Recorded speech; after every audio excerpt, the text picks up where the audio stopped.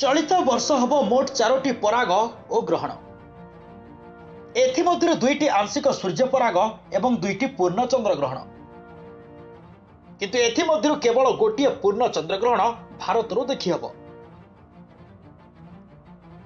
वर्षर प्रथम पूर्ण चंद्र ग्रहण मार्च 14 रे अमेरिका, पश्चिम यूरोप, पश्चिम आफ्रिका आदि देखा जाबाकु थिबा बेले भारत रे यह दृश्यमान हेबो नाही।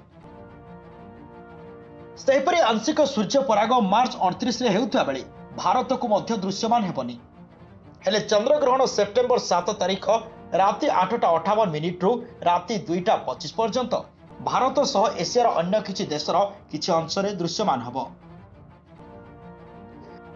पूर्ण चंद्र ग्रहण राति 10 रु राति 12:22 पर्यंत दीर्घ 2 घंटा 22 मिनिट पर्यंत दृश्यमान हब। सेहीपरि आंशिक सूर्य पराग मार्च 29 रे हेउथबा बेले भारत को यह दृश्यमान हेबो नाही। हेले चंद्र ग्रहण सेप्टेम्बर 7 तारिख राति 8:58 रु राति 2:25 पर्यंत भारत सह एशियार अन्य किछि देशर किछि अंशरे दृश्यमान हब।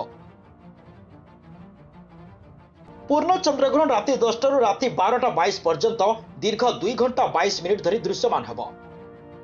ए समय चंद्र संपूर्ण रक्त वर्ण धारण करिब। सेहीपरि वर्षर अंतिम आंशिक सूर्य पराग सेप्टेम्बर 21-22 तारिख रे हेबाकु थिया बेले भारत रु दृश्यमान हेबो नाही। एने सूचना दैछंती महाकाश विज्ञानी शुभेंदु पटनायक। सेहीपरि गत 31 तारिख रे भारत रे कला जह्न देखा जायतिला। एशिया, आफ्रिका एवं यूरोप महादेश रे यह 30 तारिख रे दृश्यमान होइथिया बेले भारत आकाश रे 31 तारिख भोर अर्थात सकाळ 4टा बेले यह देखिबाकु मिलिथिला।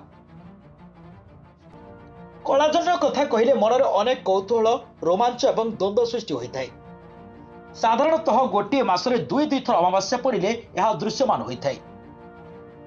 द्वितीय अमावास्या राति को कलाजन्न बोली कह जाए। सेहीपरि जदि 3 मासरे 4 थर अमावास्या आसीथिले भी कलाजन्न बोली कह जाए। अन्य अमावास्या भली चंद्र, पृथ्वी और सूर्य मध्य रुहे, फल यह देखा जाए नहीं।